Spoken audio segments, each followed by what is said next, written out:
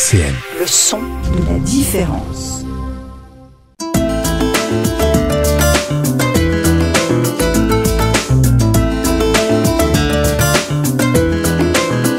Les masques tombent sur RCN. Bonjour à toutes et à tous et bienvenue dans Les Masques tombent, l'émission où on parle de culture et de vie associative dans la métropole du Grand Nancy. Vous pouvez nous retrouver en vidéo sur YouTube et en podcast sur le site de la radio www.rcn-radio.org. Aujourd'hui, je reçois Bazo, artiste queer pluridisciplinaire. RCN, Les masques tombent, Elisa Gautron. Bonjour Bazo. Bonjour. Comment tu vas ? Bah écoute, ça va, un petit peu fatigué. Ça marche. Est-ce que tu peux te présenter un petit peu ? Oula, t'es à combien de temps? Bah écoute, je suis, comme tu l'as dit, j'aime pas le terme en soi artiste, mais on va dire que pour l'État français, notre magnifique État français, je suis un artiste, comme tu l'as dit, pluridisciplinaire. Je fais du collage, de la photographie, un petit peu de musique, je fais du drag. Et je fais des mini-films aussi, je fais un petit peu de tout, de la couture, etc. Un petit peu. D'accord. Tout ce qui me passe par la tête. Et d'où il vient ce nom, Bazo ? Alors, Bazo, c'est une contraction de deux choses différentes de la basorexie. Donc, la basorexie, c'est l'envie irrépressible d'embrasser quelqu'un.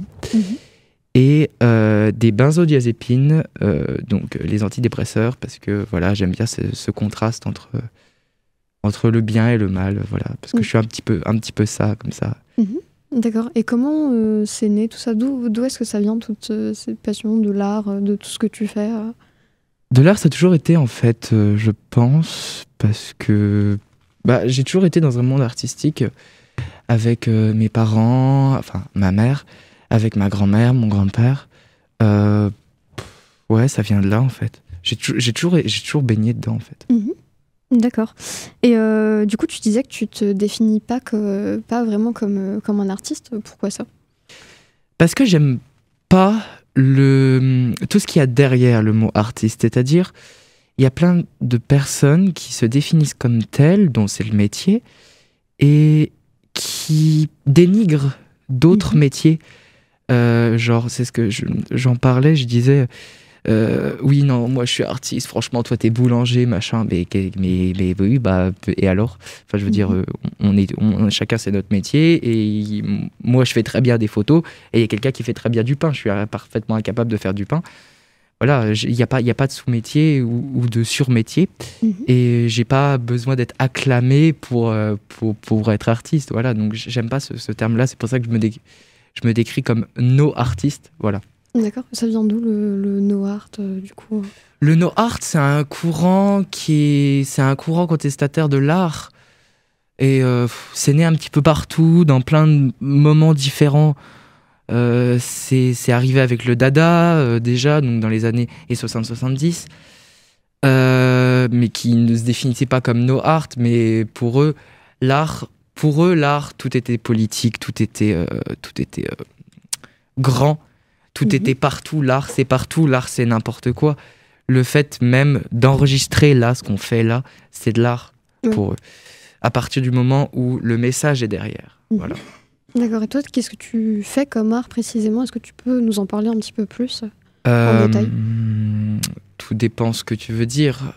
Qu'est-ce que je fais comme art ? Moi je dis que je fais du bricolage de l'art. C'est-à-dire que quoi que je fasse, c'est ce que j'ai dit, je fais de la photographie, du collage, donc le fait d'accumuler des choses, autant papier que numérique, de la couture, qu'est-ce que j'ai pas dit, de la musique, voilà, je fais plein de choses.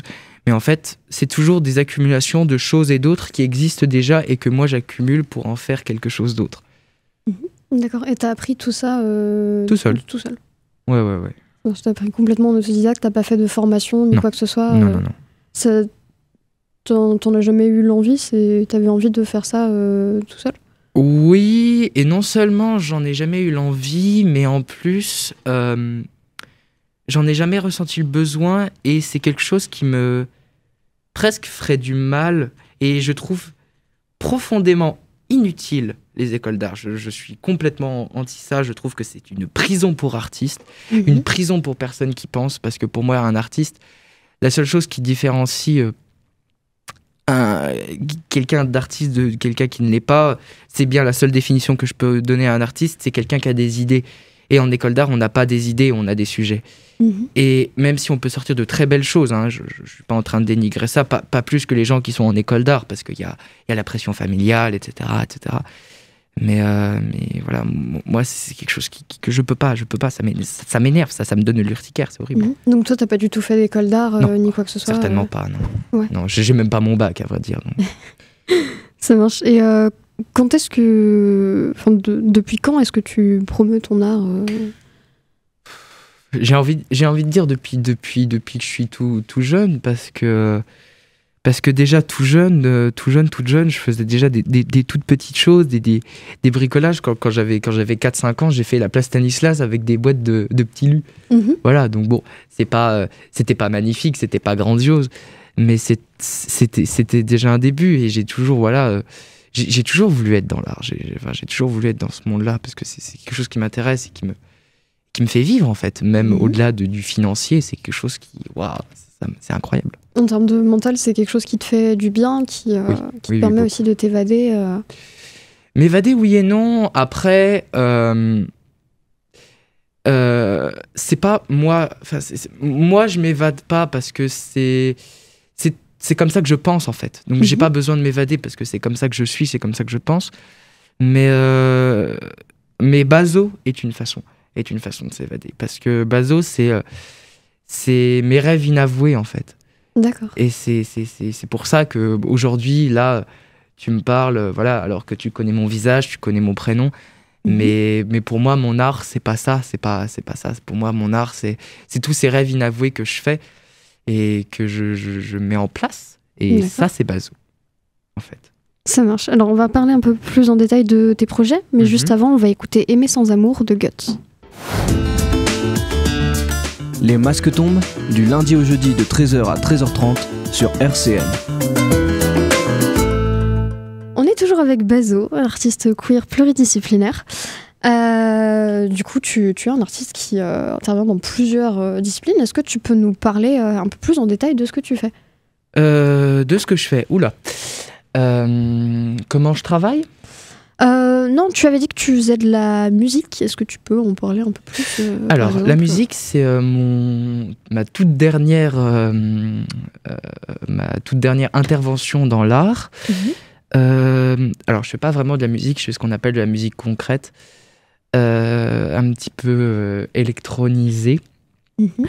C'est-à-dire que je prends des bruits. Par exemple, je vais faire un exemple avec ma tasse, tu vas comprendre très très vite. Je sais pas si on m'entend. Ouais. Si, on entend. Voilà. Tu vois, des choses comme ça, des petits bruits. C'est ce que des gens appelleraient de la ASMR, par exemple, mais c'est pas de la ASMR. C'est de la musique à partir de bruits, en fait. De bruits de la vie courante, de bruits réels. Et je les bricole, je les retravaille numériquement. Et j'en fais de la musique. Voilà. D'accord. Et t'as dit que c'était tout récent, ça date de quand ? Oh, il y a 6 mois, à peu près. Ok. Et en termes d'autres arts que tu fais D'autres arts la plus vieille chose que je fais, c'est les collages. Parce que pour faire des collages papier, bah, t'as juste besoin d'un papier, de 3 magazines et d'un Posca ou de quelque chose comme ça. Ouais. Donc ça, je le fais depuis que j'ai 10-11 ans, 10-12 ans. Et en fait, ça m'est venu assez naturellement parce que très vite, je me suis intéressé aux mouvances punk, aux mouvances londoniennes, etc., toutes les contre-cultures. Et on trouve toujours des collages là-dedans, qui plus est dans ce qui est un petit peu politique, dans ce qui est un petit peu dans les contre-cultures, dans tout ça. On trouve toujours du collage. On trouve toujours du collage et moi, ça m'inspire énormément, en tout cas. Pas que les mouvances punk, il y a plein de choses qui m'intéressent. Je parlais du dada tout à l'heure. Le dada, déjà, dans les années 50, il faisait du collage. Et c'était des trucs complètement... À l'époque, c'était un truc complètement dingue. Imagine, tu vois des gens qui font qui prennent un gros visage, qui prennent des lettres dans un magazine et qui en font quelque chose.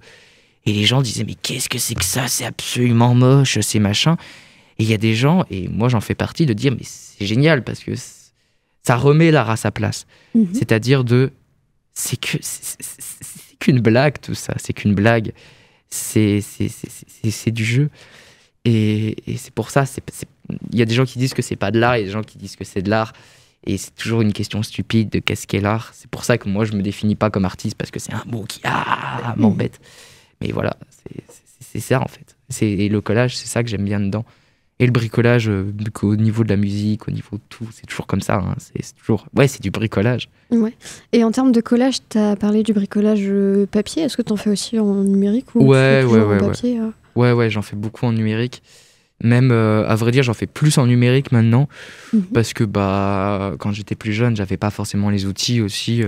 Parce qu'il faut quand même un PC performant, etc. Même si on peut faire des choses avec du petit matos. Et il y a des très grands artistes qui bossent sur des petits trucs. Et c'est magnifique d'ailleurs. Parce que quand je vois tout le monde bosser sur des Mac et des choses comme ça, alors oui, c'est très clair que c'est des choses qui sont très performantes. Mais le prix...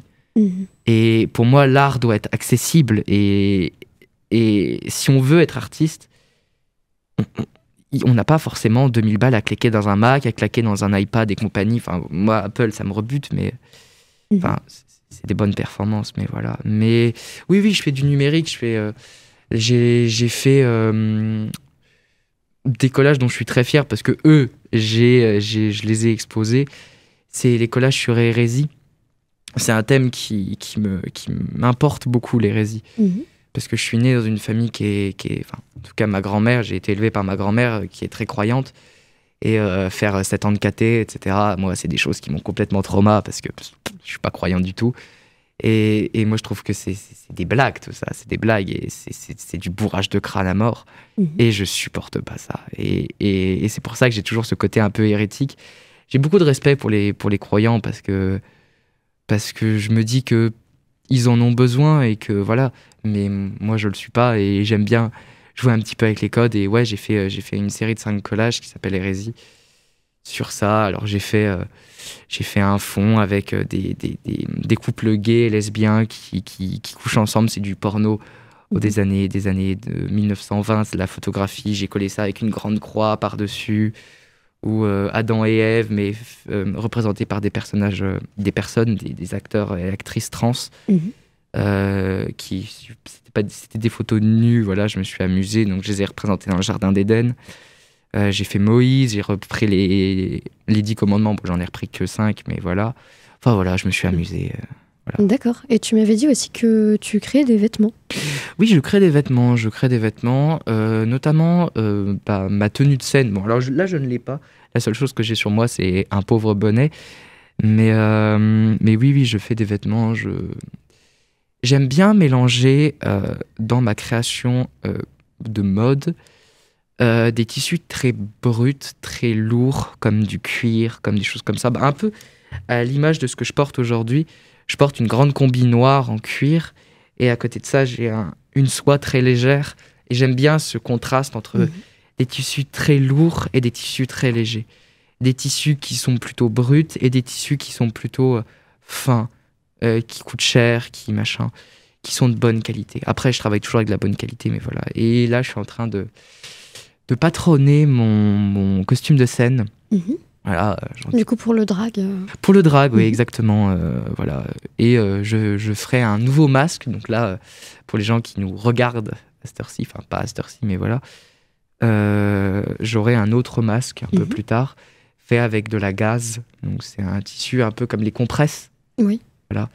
Et avec de l'époxy, des choses comme ça. Je vais travailler beaucoup là-dessus. Donc toujours ce mélange entre l'époxy, qui est une matière très dure, très machin, et la gaze qui est très fin. C'est rien, c'est de la poudre. D'accord, ça marche. Alors on va juste faire une petite pause pour écouter Alléluia de Leonard Cohen. Et après on reviendra pour parler des projets photos.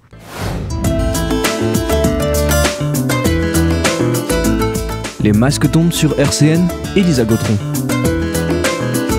On est toujours en compagnie de Bazo, artiste queer pluridisciplinaire.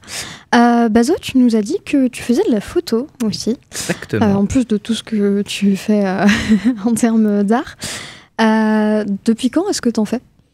Alors la photographie, bon, c'est toujours pareil, c'est toujours quelque chose qui a commencé quand j'étais très jeune. Mais j'ai réellement commencé la photographie quand j'avais 8 ans. Parce que à mon Noël de mes 8 ans, ma mère m'a acheté un tout petit appareil photo, un vieux Fujifilm tout petit, tout carré comme ça. Moi, je pense qu'on a tous connu un petit peu ces appareils photos-là, ces appareils photos de vacances, des choses comme ça.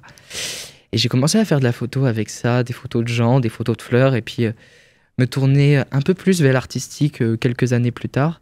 Enfin, essayer des choses, de voir... je vais beaucoup dans des musées, c'est quelque chose qui m'inspire beaucoup. J'aime beaucoup m'inspirer du vieux, hein, c'est toujours, je reprends des vieilles choses. Et c'est vrai que j'ai voulu faire des choses genre prendre une photo de quelqu'un à travers un buisson.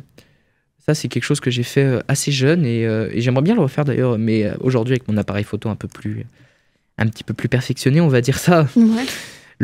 La taille a quadruplé et le prix aussi, mais bref. Mais oui, voilà, c'est un peu comme ça que j'ai commencé en tout cas. D'accord. Et qu'est-ce que tu fais aujourd'hui en termes de photos? Qu'est-ce que tu as déjà fait? Quelle est, on va dire, ta vision photographique? Ma vision photographique, et en général, je suis assez pessimiste dans mon art. De toute façon, je suis quelqu'un j'aime bien à dire que je suis un pessimiste qui se soigne.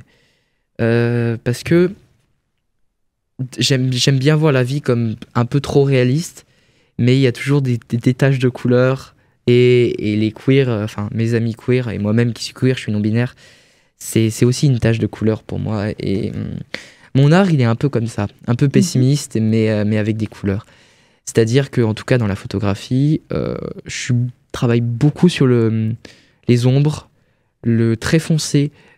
D'ailleurs, quand je fais des expos, qu'on est dans un lieu un petit peu trop foncé, des fois, mes tableaux, c'est que du noir. D'accord.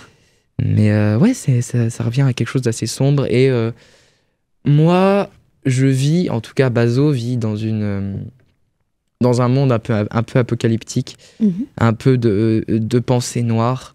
Parce que bah voilà, c'est la personnification de mes idées, autant positives que négatives, mais toujours ces idées qui disent vas-y, fais-le, machin. D'accord. Et dans la photo, je suis un peu comme ça, toujours à voir le négatif avec un peu de couleur. Et qu'est-ce que tu as déjà fait comme projet en termes de photos? Est-ce que tu as un projet en particulier dont tu aimerais parler? Il y en aurait deux. Un projet que je mène et que je vais mener très longtemps, c'est les 3 muses. Parce que moi, j'aime bien me dire que j'ai toujours ces muses qui me suivent. Donc, une muse passée, une muse présente, une muse future, qui me suivent avec moi, des personnes non sexuées qui m'aident. Et ces 3 muses-là, j'aime bien les représenter. Donc là, j'ai fait une première fois de muse, donc que j'ai appelé Apocalyptico-électrique. Donc avec une idée un petit peu sombre, et j'ai fait du shibari, parce que je fais du shibari aussi. Est-ce que tu peux expliquer pour ceux qui ne savent pas ce que c'est le shibari? Le shibari, c'est un très vieil art japonais d'encordage. Donc on travaille avec des cordes en lin ou en coton, ou même en synthétique. Et là, du coup, j'ai travaillé avec des câbles, donc c'est encore différent. Et c'est l'art du cordage, donc on peut faire de la suspension, des choses comme ça, ou des harnais, des choses comme ça. Et ouais, les muses, j'ai fait quelque chose comme ça. Et les muses, c'est toujours des gens qui n'ont pas Dieu, parce qu'ils ne voient pas, ils voient rien, ils voient pas le mal, mais ils conseillent. Et c'est ça que j'aime bien. Et je vais en refaire avec à chaque fois un thème différent.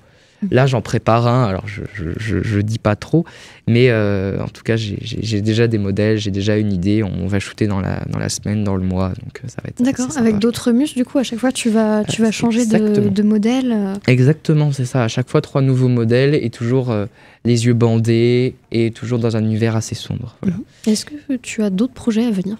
À venir, oui. Alors, dans la photographie, c'est un mélange photo et collage. C'est le projet Émotion, c'est mon plus gros projet pour l'instant. C'est un projet qui vient de ma fascination pour les émotions à travers le corps nu, et les émotions qui nous suivent. Moi, une émotion qui m'a toujours suivi, c'est la mélancolie. Je suis quelqu'un de très, très mélancolique. Et j'aime bien, je veux représenter ça, donc la photographie à travers un corps nu, et en faire un collage avec les paroles. Donc je fais de la photo et une interview du modèle, de la modèle. D'accord. Et en fait, ça va faire un collage. Voilà. D'accord, pour en faire un témoignage exactement. De quelque chose que les modèles auraient vécu. C'est ça. En tout cas, des émotions qui les suivent. Voilà. D'accord. Et comme toi, l'émotion qui tue, c'est la mélancolie. Exactement. Tu voulais aussi voir quelles émotions suivaient les autres personnes aussi. C'est ça. Et dans les autres projets à venir, c'est un projet beaucoup plus global, mais c'est Hérésie. C'est Hérésie parce que Hérésie, notamment, je t'en ai parlé, c'est un projet que j'ai fait en collage. Oui. C'est un projet qui va revenir en photo un peu plus tard. Mais c'est surtout le nom d'une association qui est en train de se créer avec plein d'artistes, notamment Andros Elliott, que tu as déjà reçu. Déjà interviewé. Et d'autres vont participer, notamment Créa. Voilà, Créa, qui est une artiste que je respecte beaucoup, qui est en plus de ma famille. Et c'est, voilà, ça va se faire, et toujours dans cette idée d'avoir aucune censure, pas de stop. J'aime pas les stops. Et j'aime pas les freins artistiques. C'est quelque chose que je déteste au plus haut point.